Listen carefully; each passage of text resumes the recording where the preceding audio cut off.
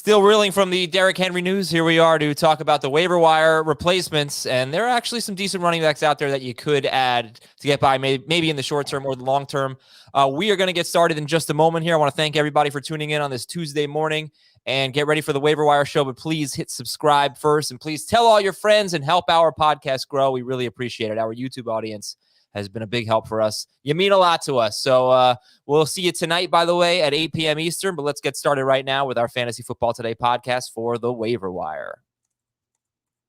Welcome, everybody, to Fantasy Football Today. As we approach Week 9, we'll do it without Derrick Henry. Hopefully, we'll do it with Christian McCaffrey. And right now, we'll talk Waiver Wire with Dave Richard and Jamey Eisenberg. I'm Adam Azer. Tuesday morning, the Bucs, the Lions, the Seahawks, and the football team are on bye. And Jamey, Adrian Peterson is back. You know, this is an interesting waiver wire week. I don't know. There's a combination of like a lot of options, but they aren't studs. You know, how would you characterize it? What do you think? It's top heavy. You know, there are definitely some guys at the top of each position that you should be, picking up and can be plug and play starters right away. If you didn't get Boston Scott last week, he's a starter this week. There's two quarterbacks in Taysom Hill and Tua Tagovailoa that could be starters. Devante Parker, Jamison Crowder, they could be starters for you this week. Pat Freiermuth could be a starter for you, tight end. So there are options there that are at least helpful. And this is, I think, why people should tune into the live stream tonight. This could change dramatically by the end of the day. So this is one of the weird waiver wire shows that we'll be doing where by the time we're done, there's always usually like a play or two after every show that we do. No matter what show we do, something changes, because of news, whether injury related or whatever. But today's show in particular. So not that you should stop listening because we're going to give you a lot of great options, but the live stream tonight is probably going to be a lot of, or potentially some different names than we're going to talk about right now. Well, then you know what, Jamey? I want to take this time. I want to extend an official. I'm actually going to leave, so I wanted to stop by and say hi. Yeah, no, you should come on the live stream tonight. I know you miss it. I do miss it. I can't tonight because my wife is out of town, so I have the kids by myself. So, no, thank you. I rescind your invitation. All right, that's no problem. Dave, welcome back, Adrian. I reject your invitation. Excuse me. Yes, I rescind it. Yes. Dave, age 36 and 226 days. He's not like a young 36. He's an old 36. Let's go to this Twitter poll I posted. I got Schrager's got it pulled up here for those of you watching on YouTube. Which running back are you prioritizing on waivers? Adrian Peterson, Boston Scott, Carlos Hyde, and people knew who I was talking about, but I put an extra T on Jarrett Patterson. Only one T on him, but Peterson, Scott, Hyde, and Patterson. And Peterson with a pretty narrow win over Boston Scott. What is your answer to this Twitter poll? Which running back are you prioritizing on waivers? I'm going to say Peterson. And if you've got the number one waiver claim, it makes sense to get him because you know what the potential is of him in the Tennessee offense. They're not going to try and change what they do. They're going to certainly use Jeremy McNichols a little bit more in the offense.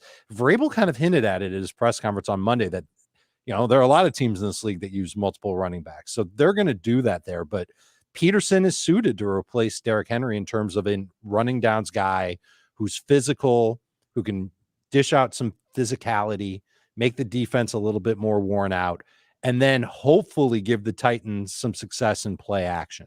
So I get why they're signing Peterson, and I get why people in the fantasy universe want to get Adrian Peterson. They know the name. They're thinking, oh, he's going to step into Derrick Henry's role. He's going to be great. The only area where I hesitate on Peterson is spending a ton of fab on him.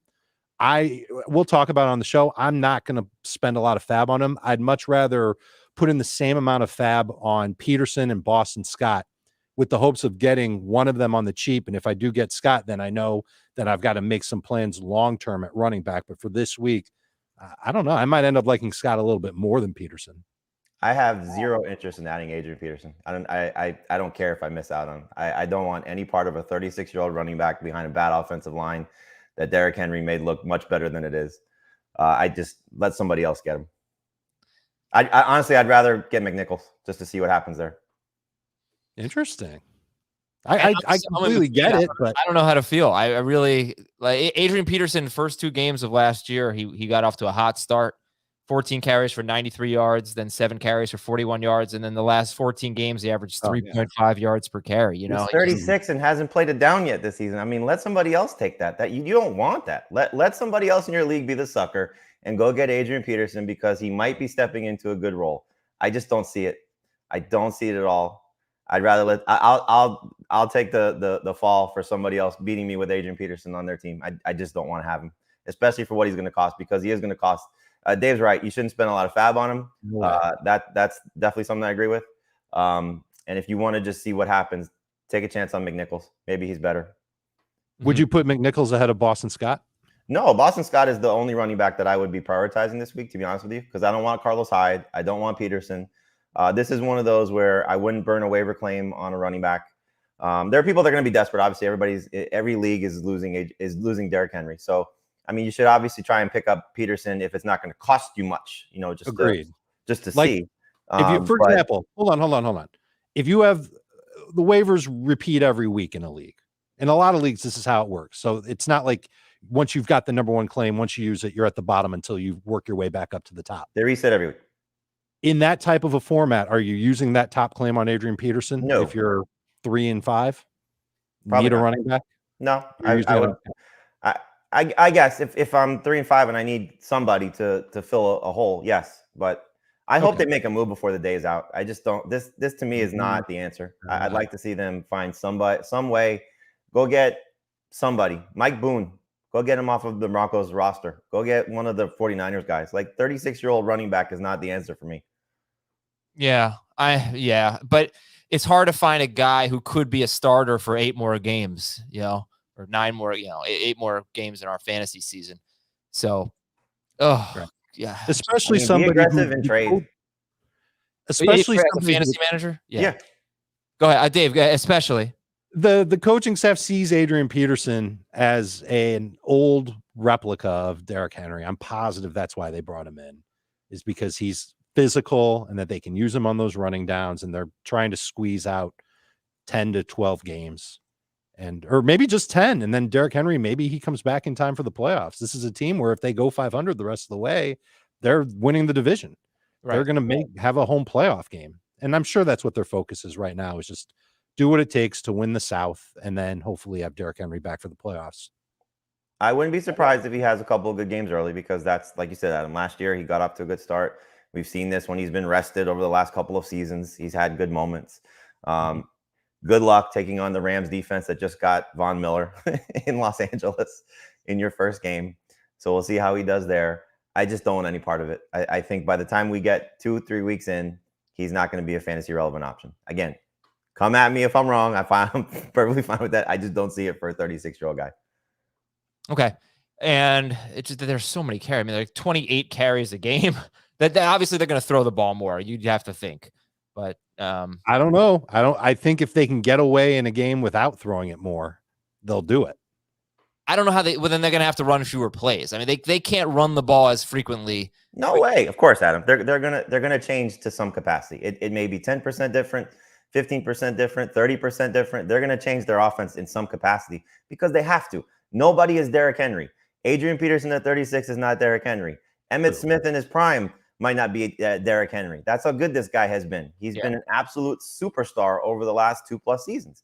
And so do they have somebody to fill that role? No. So what do? You lean on your strengths. What's the strength of your team right now? It's A.J. Brown. It's hopefully Julio Jones. It's Ryan Tannehill. So I don't know. You want to trust your team to a guy coming off the street who couldn't get a sniff of a job opportunity at 36 years old and say he's going to be the difference maker? Okay, good luck, Mike Vrabel. Okay. The other thing to point out, Adam, is that we think he's going to get elevated to the active roster. It's probably a likelihood, like 75% chance that it happens once he gets in there. But we saw it with the Ravens earlier this year when they signed Le'Veon Bell. He was not elevated to the active roster immediately. So they might bring him in and they might say, oh man, this guy really is old, and they might not elevate him. So that's just another thing to keep in mind when it comes to spending your fab. The way to play it is if you've got resetting waivers, yes, you can use your first waiver claim on him. But outside of that, I don't know if you can feel great about Adrian Peterson. You're trying to get him on the cheap and fab. All right, so we'll get into Boston Scott in just a little bit here. I do want to say that we have the live stream tonight, as Jamey mentioned, 8 p.m. Eastern. We'll have a lot of questions, and we'll be answering them for an hour. 8 p.m. Eastern, youtube.com/fantasyfootball today. Also Thursday at 2 p.m. and Sunday at 11:30 a.m. and all of our podcasts.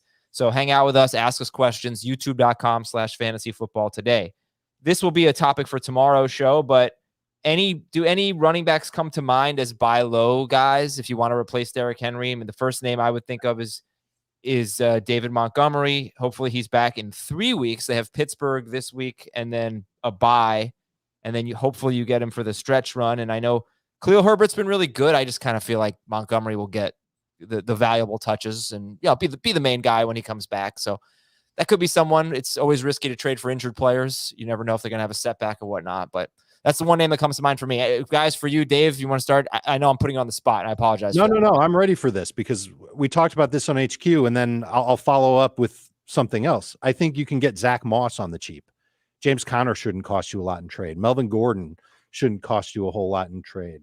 In a PPR league, J.D. McKissick shouldn't cost you a lot in trade. Myles Gaskin should cost you even less than what those guys are going for in trade. And line those running backs up against Adrian Peterson, and I think you'd take them all ahead of AP at this point. So maybe the solution to your running back woe, if you are losing out on Derrick Henry, isn't to spend a lot of fab or a top waiver claim that you've been waiting to burn. Make a deal and try and get one of those running backs on the cheap because they're younger than Adrian Peterson. They're the same type of running back as Adrian Peterson in that they're touchdown or bust types of guys. That's what I would try and do all day on Tuesday or before your first run of waivers goes in your league. Jamey, I don't know, anything you want to add? Yeah, I would just piggyback off what you said and the names Dave gave are great. I would just piggyback off the injured guys because the thing about being a Derrick Henry fantasy manager is you're probably in a good spot because of how good he's been. So, if your team is successful and you can afford to, maybe suffer a little bit, I would be looking at almost every injured running back, from Christian McCaffrey on down. So it's not just Montgomery. I try to, see if you can get McCaffrey, especially since it looks like he's not going to play this week, probably back next week. Montgomery's a great one. Kareem Hunt is another one. If you can wait that out and hopefully he's back for the fantasy playoffs. Chris Carson is dirt cheap right now, and he said he's still going to come back. So all these guys that are dealing with injuries, Clyde Edwards-Helaire, any of these guys that you can get while their value is depressed, those are the type of players you should be acquiring on top of the ones that Dave said. So the immediate players, Dave gave you a great list. The long-term play, look at the injured guys that are going to come back and hopefully can pick up where they left off. Are those two trades then that people have to make? Because if I acquire David Montgomery or Clyde Edwards-Helaire or even Miles Sanders, something like that, I can't use them this week to replace Derrick Henry. No, but you acquire them depending on whatever you have to give up, and then you kind of plug and play. So it's a Boston Scott, it's a Carlos Hyde, it's a Devontae Freeman, it's a Jeremy McNichols, maybe Peterson. Whatever route you want to go, you're going to have to pick up somebody off waivers. You're dropping Derrick Henry, so you have a roster spot to play with, and then whatever you give up in trade. Are you dropping Derrick Henry? Can't believe yes, he's not going to help you the fantasy season. I don't think he's got any trade value because I don't think he's coming back this regular season. Unless you have an IR spot, you have to drop him. Okay. Well, he might, but he could. Most optimistic timeline would be 6 weeks. But if it's 8 weeks, then you could get 1 or 2 games of him in the fantasy playoffs. But okay. Yeah. Drop the him. only way is if I've got an IR spot. And I want to come back to Myles Gaskin because, we mentioned this. He had a horrible matchup, but he had 15 touches at the Bills. Love him this week. And he's got Houston. They're 28th against running backs. Baltimore the following week, they're 26th against running backs. Not sure if I buy that. And then the Jets. So, and they're 32nd against running backs. So, without Malcolm Brown, with him on IR, you're getting the work inside the 10-yard line. Might split it a little bit with Ahmed, but it's not just going to be all Malcolm Brown. So, you could just think short term. You could say to yourself, look at the way the running back position has been. In 4 weeks, if let's say Malcolm Brown is back and you trade for Gaskin and Gaskin is back to being a sit, and I don't even know when Malcolm Brown's going to come back. In 4 weeks, there could be 4 other running backs that are in the picture right now, that are not in the picture right now, that are started. There could be the Khalil Herbert. You know what I'm talking about. It's been a year of zero RB, so maybe just plan short term. Okay, let's get our top 3 waiver wire priorities. Dave, you can start. Who would your 3, 4, whatever top priorities be at any position? Assuming it's resetting waivers, Peterson is still number 1. Boston Scott is number 2. And then I think it really just comes down to what you need. If you need a tight end, Freiermuth would be next up. If you need a receiver, Devante Parker would be next up. If you need a quarterback, Taysom Hill would be next up.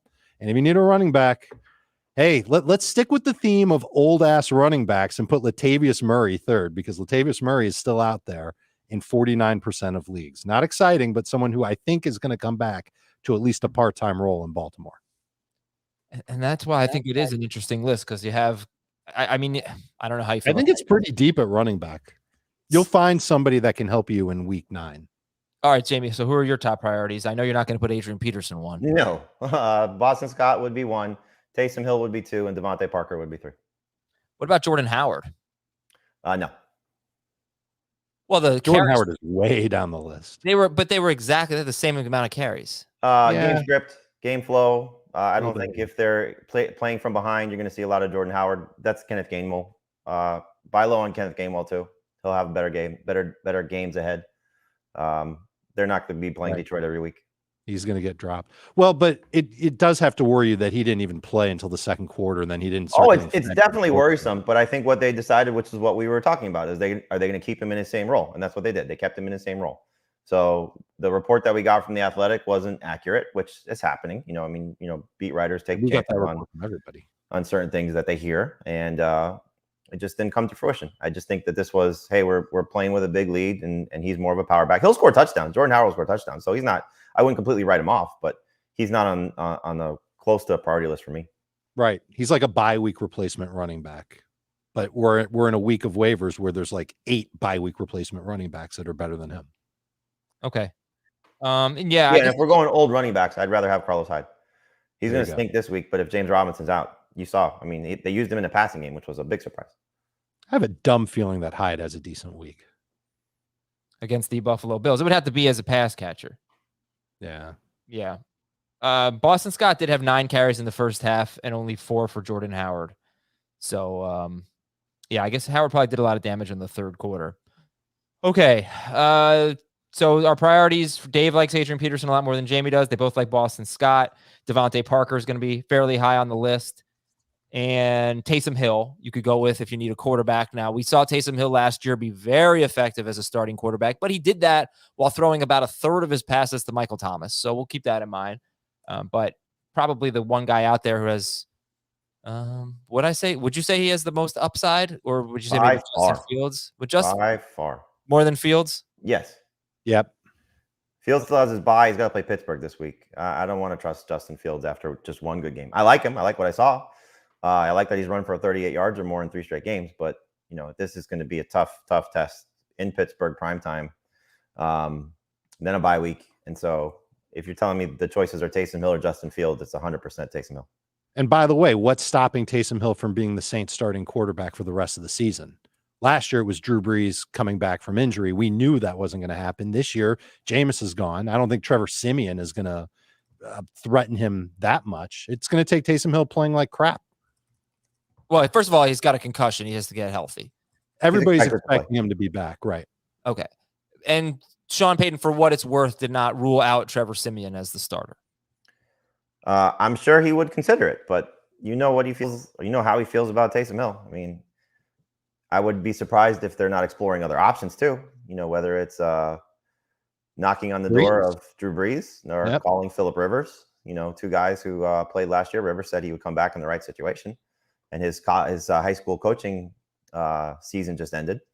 So maybe he's that would be amazing. Somebody, I wore the Pick Six podcast hat for Will Brinson, and Will's been tweeting Phillip Rivers all week long that the Saints should call Rivers. We'll call Rivers? Oh, man. I'd love that. Well, I wouldn't, because I'd rather have Taysom Hill for fantasy purposes. I'd rather have Taysom Hill also, but it'd be a fun story if Phillip Rivers came back. If Phillip Rivers played, then Alvin Kamara would lead the NFL in catches, which would be great. He would break records. Yeah. Okay. Should we have a little fabulous discussion here, guys? How much fab are we spending on your favorite players? And look, everybody says, people have different opinions. Should we do original budget or remaining budget? I always think remaining budget.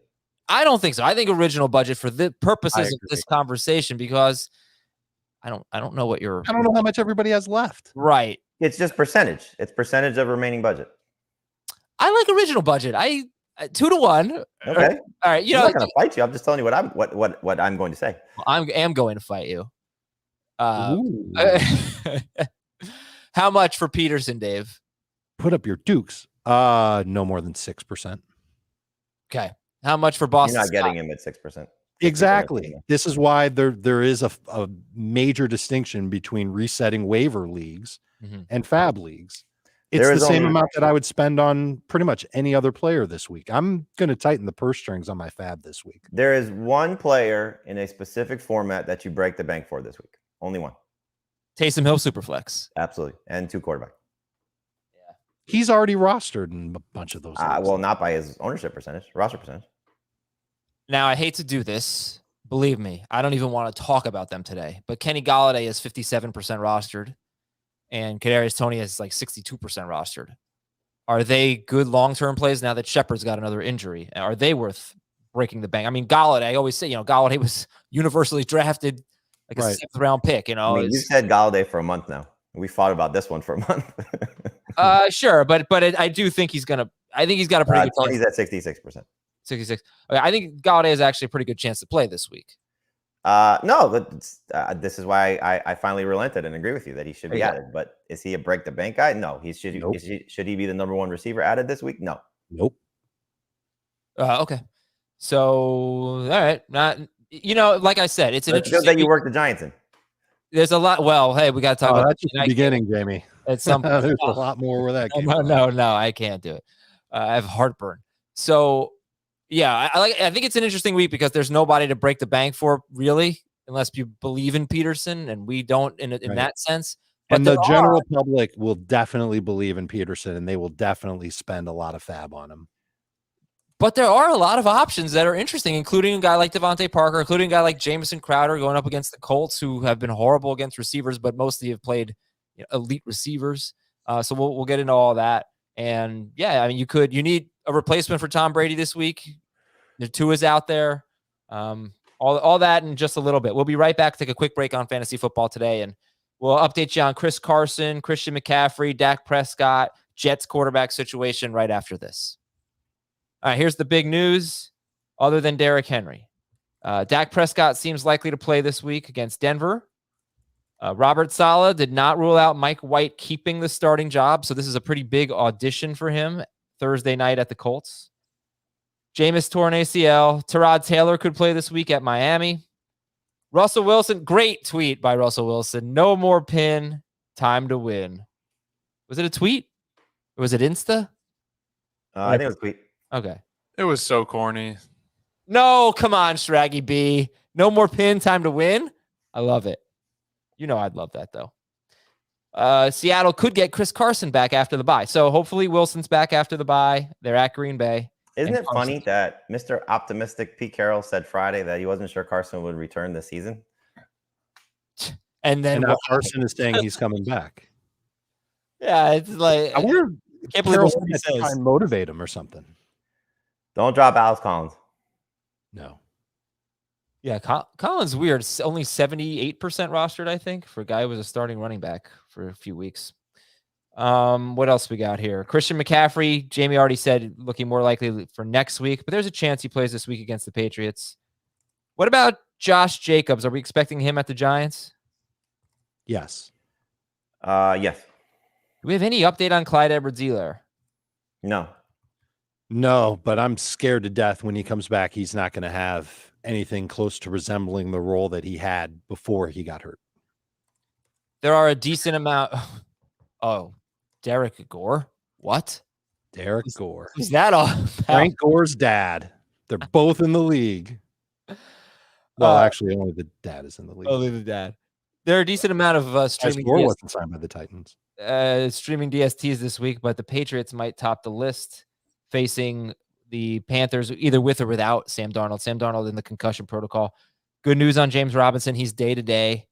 Right now, we're going to prepare for Carlos Hyde to be the starter against the Bills, but not a long-term injury for Robinson. Expecting Devontae Adams back at practice on Thursday. The Rams don't believe in the NFL draft, and they traded a 2nd and a 3rd round pick for Von Miller. They're going for it. They are. They're always going for it. George Kittle and Jeff Wilson will practice this week. and San Francisco getting healthier. They got the Cardinals coming up. Jamey, let's talk about Jeff Wilson here, because we had heard late November, and that's still on the table, I suppose. Yeah, I don't think I put him on the list I gave you, right? I don't think so. You put Jamison Hasty on there.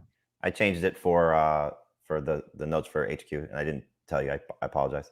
I took Hasty off and put Jeff Wilson on. This guy. First with his remaining fab budget thing, and now this Jeff Wilson controversy. So do you think Eli Mitchell, who, by the way, is banged up, has a calf injury? No, rib injury. Debo has a calf injury. 49er injury? What? Do you think Eli Mitchell has a stranglehold on the job as long as he's healthy, or do you think Jeff Wilson, Jamey, could basically be like what we saw last year with Mostert and Wilson down the stretch, which wasn't good for fantasy? Oh, he absolutely could. I think the positive for Elijah Mitchell is that, they haven't used Trey Sermon. And so is it more of they don't trust Sermon, or is it more of they just trust Elijah Mitchell that much? So I would be concerned a little bit about Elijah Mitchell. I honestly would love to see the 49ers trade one of these guys, set one of them free. Whether it's Sermon or Wilson, maybe even JaMychal Hasty, it's going to get probably a little bit ugly. So I would say Elijah Mitchell is a good sell high candidate right now, because you don't want to lose out on maximizing your value with him. But I wouldn't be surprised at the other side of it also if he's still the lead guy. But to what extent when Wilson's back, that's what we'll have to find out. Yeah, I'd be shopping Elijah Mitchell if you can. I think you could try selling high on Elijah Mitchell, but I think he's got this job until he messes up. Wilson will probably take a week or two to just get acclimated back once he is put back on the active roster. And he might end up taking JaMychal Hasty off the field in a decent amount of snaps. We saw Wilson playing passing downs before. I think Mitchell's playing too well for the 49ers to limit him to 45% of the snaps.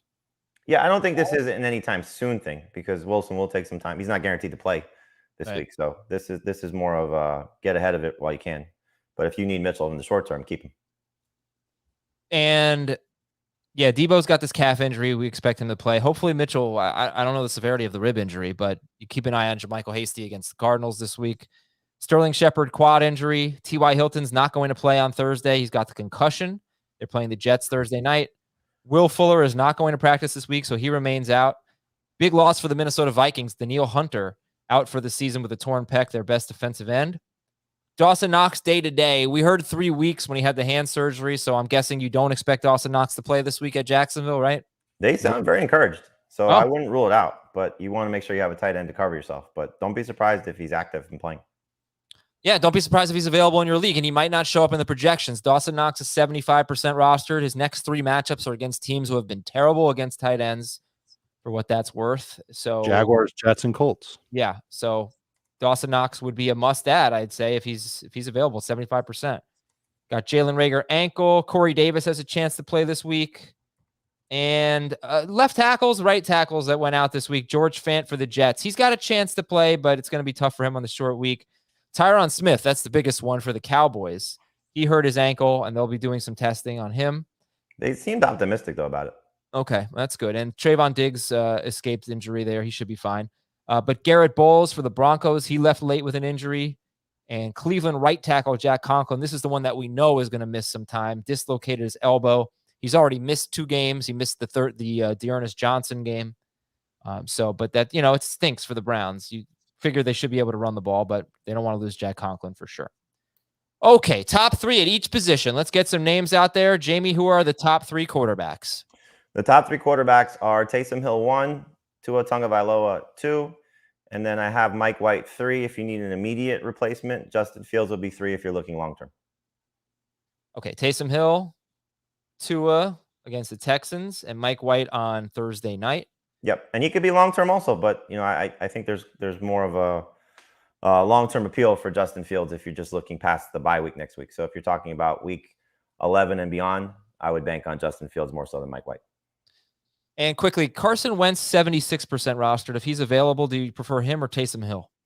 Hill would still be 1. I'd probably still take Tua 2 if I'm looking for this week. Wentz would be 3 this week, but Wentz would be ahead of Tua long-term. Okay, Wentz kind of balling right now. He's playing great. Running back, Dave. Well, fantasy-wise, he's playing great. Yeah. Top running backs. Reluctantly, it's Adrian Peterson at 1, Boston Scott at 2, Latavius Murray at 3. Peterson, Scott, Latavius. All right. So who else? And I'm not spending more than like 6% of my fab on any of those guys. Who else is in the mix? Devante Freeman's in the mix. He's fourth. And then it's gross after that. Carlos Hyde, Rex Burkhead, Jarrett Patterson. The one name that we could be running to Tuesday at like 4:01 p.m. Eastern time is Marlon Mack, who's available in 75% of leagues. If Mack gets traded, he could potentially rocket up to the top spot on this list.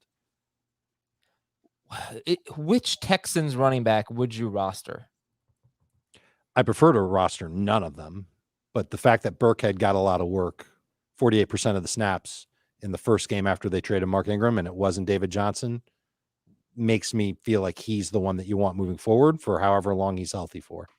So Heath looked this up yesterday because we were talking about it on HQ. Almost all of Burkhead's snaps came in the second half. So as he said, and I'm sure we'd all agree, we hate the Texans because you would have liked to see them stick with either Johnson or Lindsey throughout the course of the game. So we don't really have an answer right now. So I have Burkhead as somebody to pick up. I wouldn't necessarily drop David Johnson just yet unless you need to. You know, he's an easy guy to get rid of. But again, they get Miami this week. We'll see how they use those guys early in the game if it's still Johnson and Lindsey. If that's the case and they stick with them and the game flow goes the way you expect that they're going to hang around, then we get better production from those guys. So take that for what it's worth.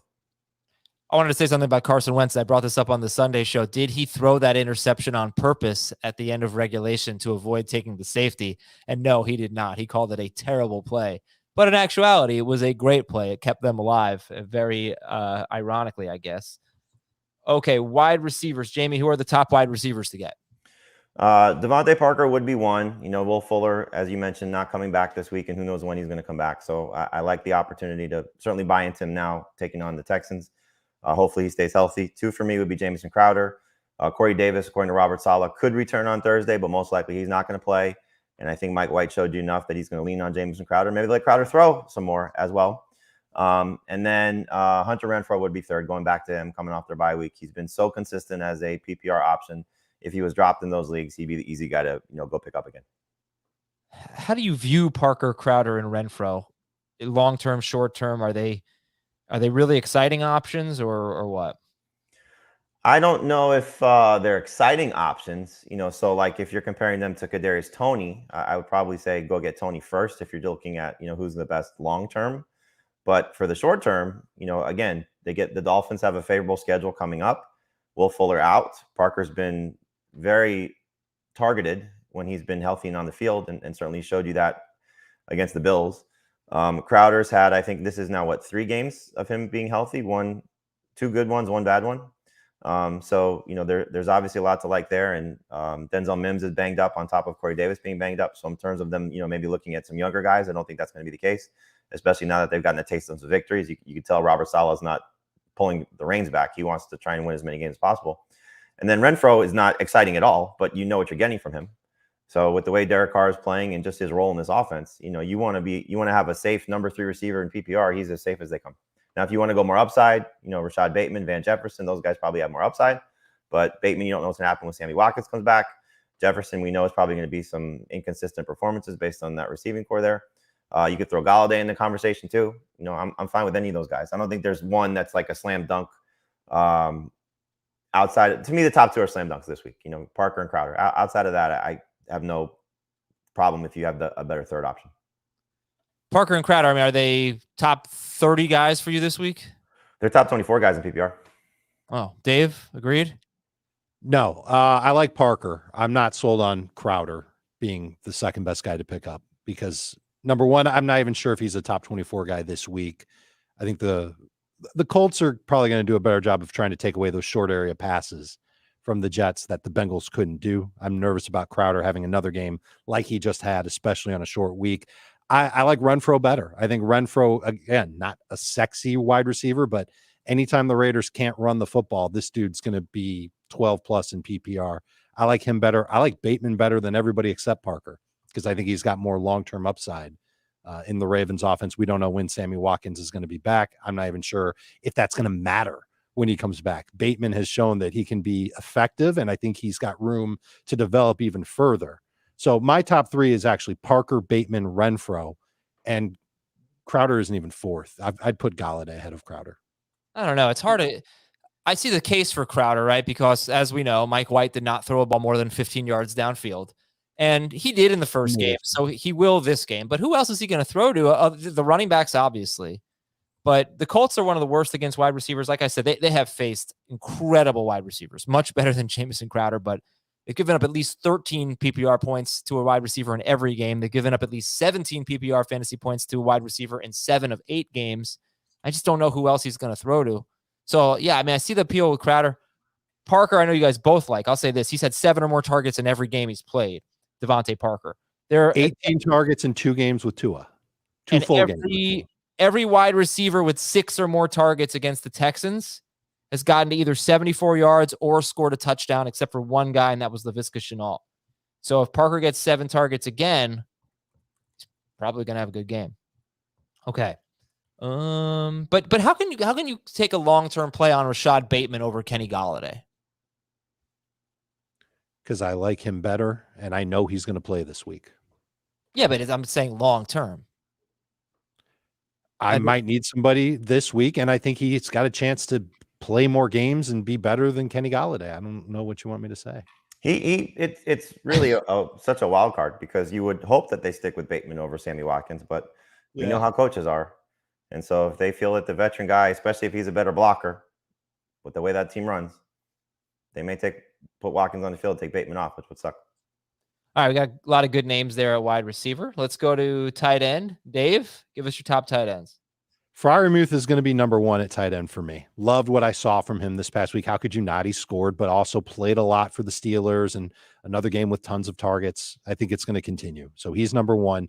Logan Thomas is second for me, and I'm not sure if he's going to be back this week, but 48% available in CBS leagues. He's definitely not going to be back this week.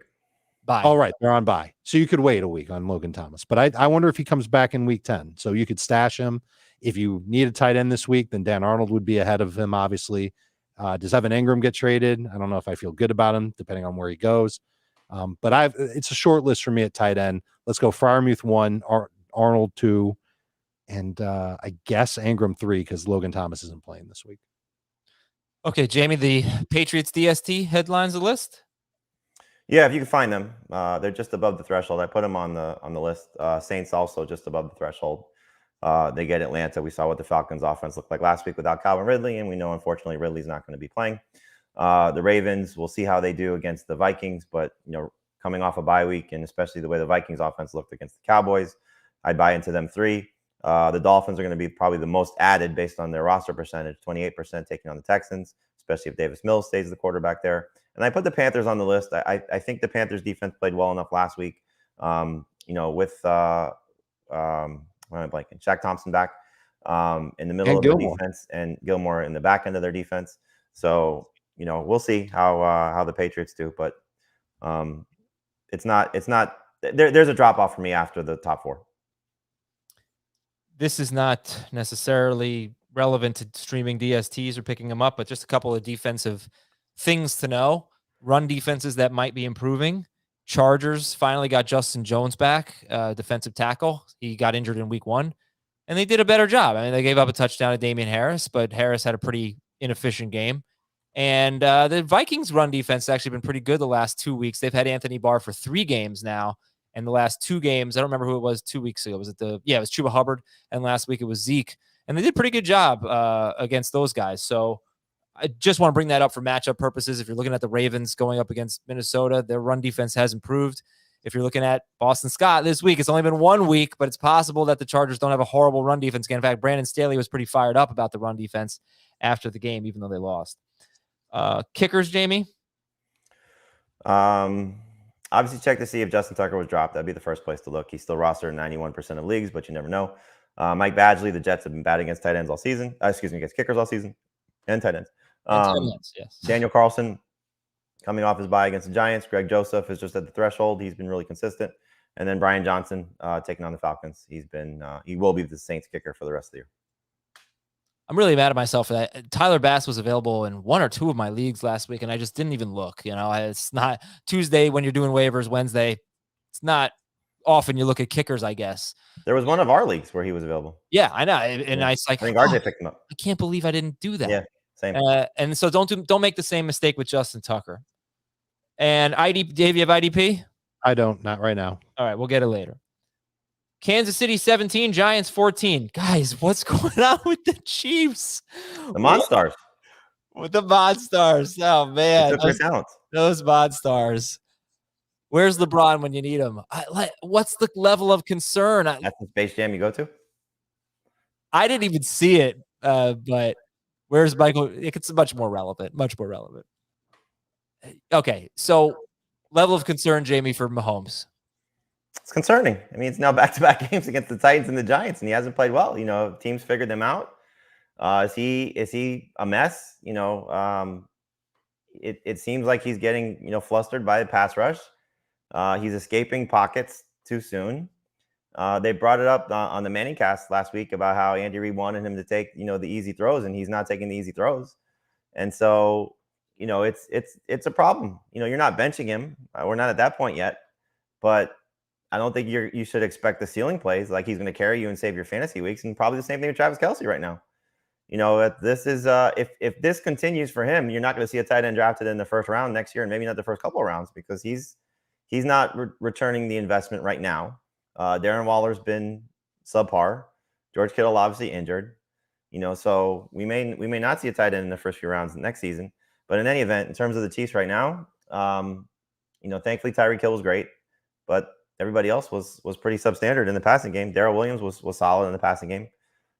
It stinks that he lost the touchdown to Gore, but I still feel pretty good about him. He did take the safe throws yesterday. I mean, a lot of checkdowns to Darrell Williams, 18 targets to Tyreek Hill, and not one deep ball. I mean, they had a deep target, but he didn't complete one deep ball the entire game. But that's what teams are. We know it. Teams are doing this, and they've done it before. That's the thing. It's not like finally teams said, okay, well, we're just going to play two high safeties. I'm pretty sure they faced more two high safeties than any team in the NFL last year. I think Rich Rebar brought that up when we brought him on before the season started. But something about it is more effective this year. But Tyreek Hill, fine, he's safe because he's getting different targets this year, and he's doing fine. Obviously, I'm assuming Kelce's still your number one tight end going forward for now. Is Mahomes your number one quarterback rest of season? Yeah. No. Who's ahead of him? Allen is. Sure. Brady is. Stafford, Brady. Yep.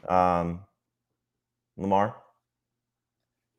Yeah, I really look. If you look at like the way Derek Gore just gashed the Giants yesterday, I think this could be good for. What do you think about Clyde when he gets back? I mean, they've got to run the ball. If the teams are going to play him like that, they have to run the ball, and they can do it pretty successfully, I would think.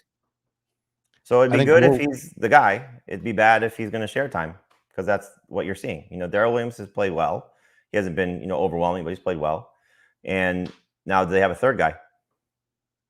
I thought Gore looked real good fitting in with the blocking for Kansas City. He was patient, good cuts. Like I'm very nervous that Clyde Edwards-Helaire could be down to maybe 10 touches per game, and definitely not seeing passing downs work. That still stays with Darrell Williams, but he and Gore might rotate series. Where you had Mahomes this week against the Packers? Closer to 10. Yeah. Crazy.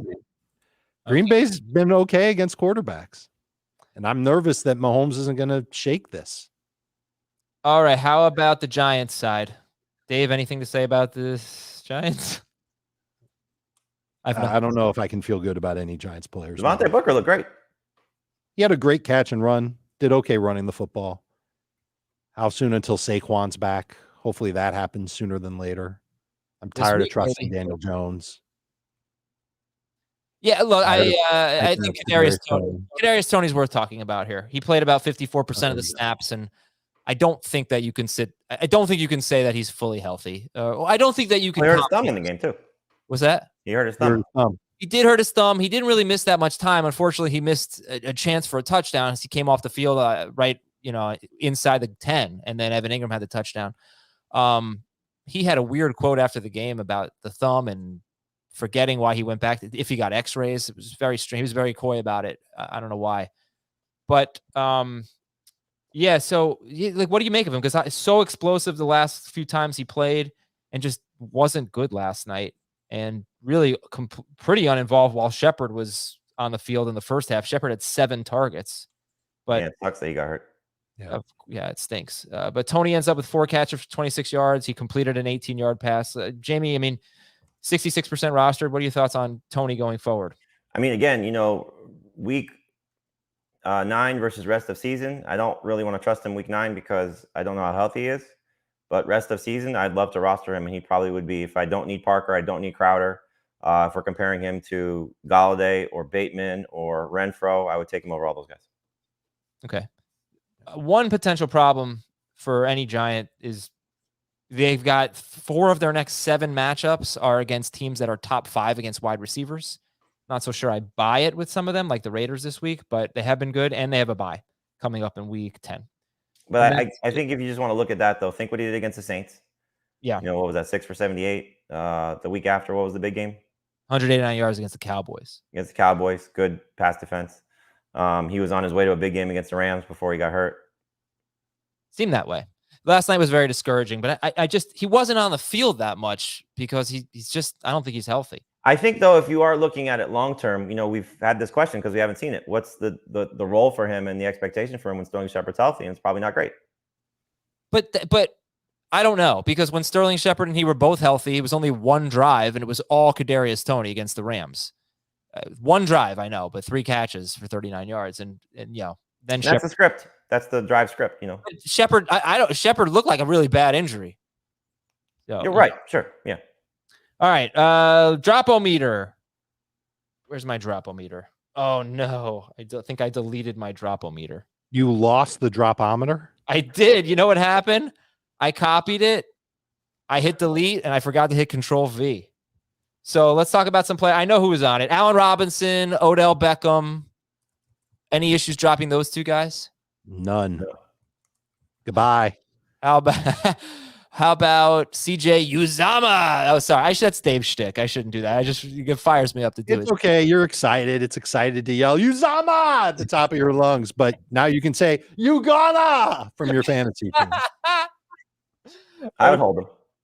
You'd hold him? Are you starting him this week? Depends what my tight end situation is. Yeah, I have no problem. Okay. Who else was on the Dropometer? Would you rather have Uzama or Dan Arnold? Oh, I'd have the other guys to pick up, the top 2 guys to pick up this week, Freiermuth and Arnold over him. Certainly PPR. Non-PPR, I'd take Uzama over Arnold. How about, so I know you guys already said we got a comment here from geez, 15 years in the industry and Adam still hasn't taken a Microsoft Office course. I actually don't have Microsoft Office. I've got this like free knockoff. I don't even know what it's called. What the hell was I saying? You talked about Derrick Henry and it's okay to drop him. Oh, who was I going to ask you about? Oh, Tyler Boyd coming off a good game. Would you be okay dropping Boyd for Parker, Crowder, etc.? Yes, if I needed somebody for this week. Definitely for Parker. Anyone else? Would you drop David Johnson? If you need somebody this week, yeah. He's droppable. I think Jarvis Landry is droppable. That's an interesting one because Landry led the team in targets, had at least 1 drop, I think 2 drops and a fumble, but kind of encouraging stuff under the hood, I'd say, for Landry. And, Beckham's obviously playing hurt. I don't know that I would want to drop Landry. I feel like he's the number 1 guy for the Browns, however valuable that is. Yeah, hooray. Okay.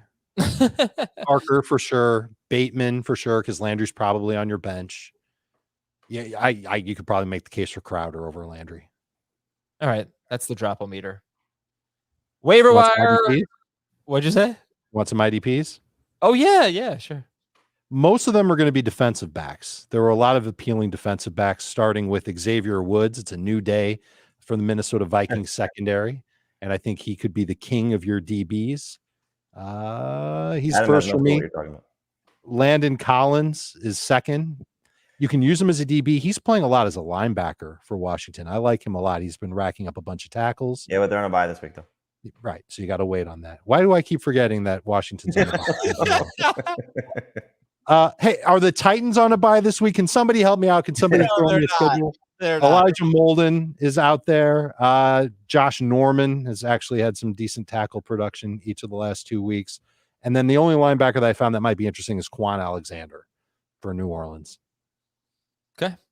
All right, then let's hit the waiver wire. You can see if Derek Carr is available. He has a beautiful schedule coming up. He's 86. Hey, what about Taylor Heineke this week, guys? I see what you did there, King of the Ring. Someone, did you make a King of the Ring reference? Xavier Woods is a professional wrestler. Oh, I'm sorry. He's in the WWE. He's a sports entertainer, but he's awesome. He's a great guy to watch on TV, along with Kofi Kingston and Big E. And he's currently the king of the WWE, Xavier Woods. And he's moonlighting as a defensive back for the Minnesota Vikings. Pretty busy guy. And the wrestler, the entertainer, is actually on bye this week, so I don't know why you brought him up. But check to see if available. Derek Carr and Carson Wentz playing well. Like I said, Carr's schedule is beautiful, and Wentz, 3 straight quarterbacks have scored 25 to 26 fantasy points against the Jets. That'd be Ryan, Mac Jones, and Joe Burrow, and then he has Jacksonville. So a couple good games coming up, good matchups coming up for Wentz. Taysom Hill, 4% rostered. Here are the fantasy points he scored: 6 point per passing touchdown leagues last year. 23 against Atlanta, only 17 at Denver. He threw 16 passes. That was the Kendall Hinton game. They didn't need to, they didn't need him. Do anything.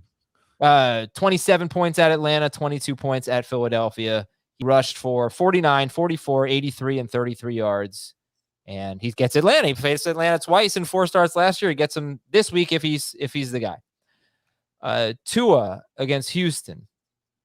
And Mike White at Indianapolis. Justin Fields at Pittsburgh. That's probably more of a long-term play. They'd have a bye in week 10. Tyrod Taylor has been very good so far this year in 3 halves of football. And the Dolphins give up the 3rd most fantasy points to quarterbacks. They face a pretty tough schedule, but Taylor's out there, 10% of leagues. And Jamey has Jimmy Garoppolo as like a last-ditch effort against Arizona. We haven't mentioned Kyler Murray, by the way. Kyler Murray not a lock to play this week, right? I haven't seen an update in that regard. I would expect him to play, but you're right. He's not a lock. Okay. So I don't know if there's anything you want to add here. Well, in terms of Taysom Hill, would you rather have Ryan Tannehill or Taysom Hill? Taysom Hill. That's interesting. For this week, I think I'd rather have Taysom Hill. And so if that means rostering him rest of season, so be it. I guess my only thing is the Michael Thomas factor, because that was the guy he really leaned on last year. So what if that's Kamara now? I hope or somebody else. Well, first of all, Jamey, if that's Kamara, that's much worse than it being Michael Thomas. Potentially. No, I mean Michael Thomas is a wide receiver. You can't replace. Jameis got you 18 fantasy points 2 games ago with Alvin Kamara by himself. I don't want 18. That's without running. I guess, but it's more throwing than Hill's going to do most likely. I don't know. I have no problem with him against Atlanta this week, and Michael Thomas is coming back. So I'll Agreed. take it first. Sure, yeah, this week, but all right. Okay. I think he's the best long-term bet on the waiver wire among quarterbacks this week. Okay. Then we go to the running backs here. Alex Collins, A.J. Dillon, Kenyon Drake could all be available. Who would be, if all 3 were available, who would you add? If all 3 were available, I need somebody for this week. It wouldn't be Collins because he's on a bye. So I would probably look at Drake. Not Jarrett Patterson. I was going to make that joke if I felt bad. Yeah, obviously if Michael Carter is available or Mike Davis, 10-team leagues, you might see them get them. I don't know if I'd be excited about Mike Davis. But you're not excited about Kenyon Drake, No. David Johnson, 66% rostered. I'm even less excited. Okay. Then we go to the waiver wire ad. So Boston Scott, where are you guys going to have him ranked this week? Boston Scott against the Chargers. He's top 24 guy. Better in non-PPR than PPR. Okay. And then there's Adrian Peterson, who Dave likes more than Jamey does. Jeremy McNichols. As a rest of season running back, as a replacement for Derrick Henry, absolutely. Yeah, I mean, unfortunately for Peterson, the first 2 games are the Rams and the Saints. That's not great. That's ugly. McNichols. That's another big strike against Peterson. Maybe maybe the better solution is to just bypass him because he's got a job the rest of the season and just string together running backs. Like I'm going to have Boston Scott ranked ahead of Adrian Peterson this week, no problem. In 2 or 3 weeks, you're just going to have to jump to a different running back. If you're comfortable doing that, then it's easy to just look away from Adrian Peterson. Yeah, and Ty Johnson, by the way, 2 games in a row with Mike White. He's got 65 or more receiving yards. Now, the Colts, this has actually been an area where they've been pretty good. They give up. Yeah. There have been 5 running backs who have had 29 to 34 yards. Carson Henry, that's weird, by the way. Carson Henderson, Henry, Devontae Freeman, and Jeremy McNichols. They've been pretty good against pass catching running backs, but still, Mike White's tendencies. So Ty Johnson, if you're desperate, do you think Ty Johnson in PPR is going to outscore Adrian Peterson this week? I would start him over Adrian Peterson. In full PPR, I think there's a chance. Colts are 10th best on the year in yak allowed on passes traveling up to 10 yards. So they're good at identifying those types of screens and short area throws that Mike White makes. Okay. And then Carlos Hyde. If James Robinson's out and Carlos Hyde is in, where would you rank Carlos Hyde this week against the Bills? Ahead of Adrian Peterson. Okay, but I might do the same. Let me take a look at the schedule here. Would you rank him ahead of? You wouldn't rank him ahead of like Damian Harris against Carolina. How about Carlos Hyde or Chuba Hubbard against New England? I would rather have Chuba Hubbard. How about Mike Davis at New Orleans or Carlos Hyde? Hyde. Hyde. How about James Conner at San Francisco? Conner. Okay. By the way, yep. This is a good time to make plans to get the back. If you've got a stud running back, handcuff him if you haven't done so already. If the handcuff is worth a damn. Did I just say handcuff? Tony Pollard if you've got Zeke. AJ Dillon if you've got Aaron Jones. Alexander Madison if you've got Dalvin Cook. P. Ryan is a worthy handcuff. Mark Ingram is a worthy handcuff. Rojo is a worthy handcuff. Like you don't want to go through this whole rigmarole if you lose your stud running back. And we've lost so many stud running backs this year. Yeah. Who's your favorite Ravens running back to pick up? Latavius. It's Latavius by 1 spot over Freeman. And he's more available. He's available in 10% more leagues than Freeman. John Harbaugh yesterday wouldn't commit to Murray playing this week, but he did in a when he asked about injured guys coming back, he said he wasn't sure essentially about Murray and Sammy Watkins, but he said we're going to have those guys back soon. So could be this week, could be next week. Long term, if you don't have to play somebody, you'd rather have Murray than Freeman. But again, I hope they make a trade. And then Mark Ingram, 50% rostered. Sony Michel, Jarrett Patterson on a bye, but he had 11 carries, led the team in carries last week. And Derek Gore had 11 carries for 48 yards and a touchdown against the Giants. So he's in the mix now. They're basically alternating possessions, but then if they fall behind, which they could against Green Bay, that's going to be Darrell Williams because they like Darrell Williams better in pass protection. And Jermichael Hasty, 11% rostered. Jeff Wilson. Take Hasty off. It's Wilson. Well, but I'm going to say Hasty now because Wilson's not going to play this week. Oh, that's fair. And you've got we don't think it's too serious with Mitchell. But if Mitchell's out, you'd pick up Hasty, right? Yep. Okay. And Jeff Wilson's long-term. Yep. Yeah. If Josh Jacobs is out or, trending in the wrong direction, would you pick up Peyton Barber? Sure. But I'd rather have Drake first. Okay. All right, then let's go to the wide receivers. You can check to see if Cole Beasley is available. Henry Ruggs, Kadarius Toney. Those are the guys that are rostered in more than 65% of leagues. I put Jarvis Landry on there. Dave does not agree. And, look, 10 targets at Cincinnati. It is what it is. I have no interest in Jarvis Landry. It's 10 PPR points. You can find receivers like that off the waiver wire pretty much every week. Okay. So Devante Parker's our favorite. And then Jamey likes Crowder too. Renfro 3. Dave likes, who did you have second? Rashad Bateman is second. Renfro 3. Renfro and then Crowder later on the list. All right. We got other guys that you could look at. Van Jefferson, Kenny Golladay, Brandon Ayuk had a season high in targets and yards, 45 yards, 7 targets. All right. Unbelievable.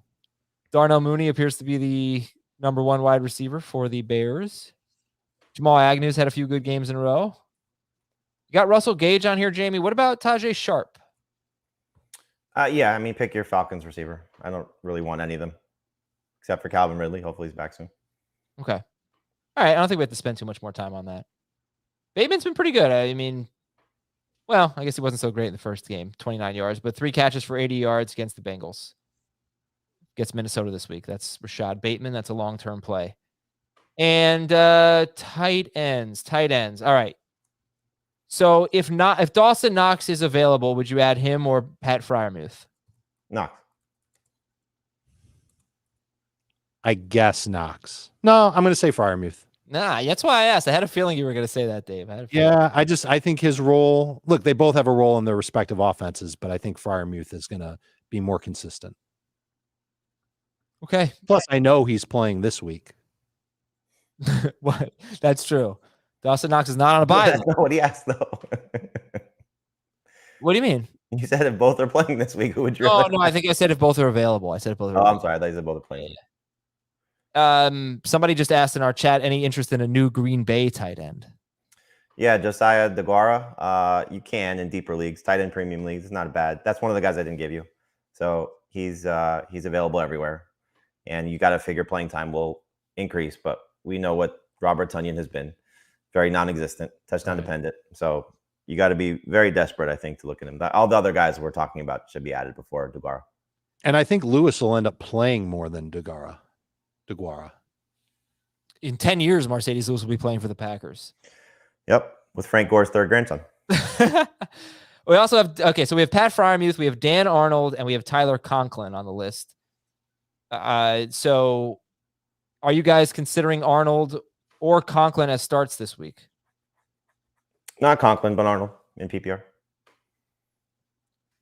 I mean, you look at the Bills against tight ends. It's been good. It has not been great against tight ends. He's not a great start, but in terms of the two guys, I'm sorry if that's what you're asking. Arnold over Conklin, but he's not in my top 12. I wasn't making. I was just saying. He's playing the Bills, Dan Arnold, and tight end is, I guess, one position where they haven't been mega elite against so far. Any interest in Mo Alley? I hope that the targets keep up for Arnold, because I think it was 2 games ago, he wasn't targeted very much at all, and he was very unproductive. I don't think he's that good of a player. He has 8, 5, and 10 targets in his last 3 games. Dan Arnold. He's basically been their replacement for DJ Chark from a target standpoint. Jamal Agnew is taking Laviska Shenault off the field, so both those guys are playing more so than Shenault and what Chark would have been. Yeah. So 3 more names I just want to throw at you. Mo Alley Cox against the Jets, Tommy Sweeney if Knox is out at Jacksonville, and Evan Ingram, I guess. Against Ingram I put on the list. Again, another good matchup, but as you saw, he really wasn't involved until the second half against the Chiefs. Mo Alley Cox is somebody to add as well. Just hoping he scores. Okay. And in all seriousness, if you can stash Logan Thomas, I think he's worth the stash. Oh, absolutely, Dave. And Foster Moreau, I suppose, if Waller doesn't play. Have we heard anything about Waller? They said he should be fine. Okay. So then don't stash Moreau. DSTs, Patriots at Carolina, Saints at Atlanta, or home against Atlanta, Ravens against the Vikings, Dolphins against the Texans, Panthers against New England. And there's one more, Jamey, the Raiders. What do you think about the Raiders at the Giants? Not bad at all. 22% rostered.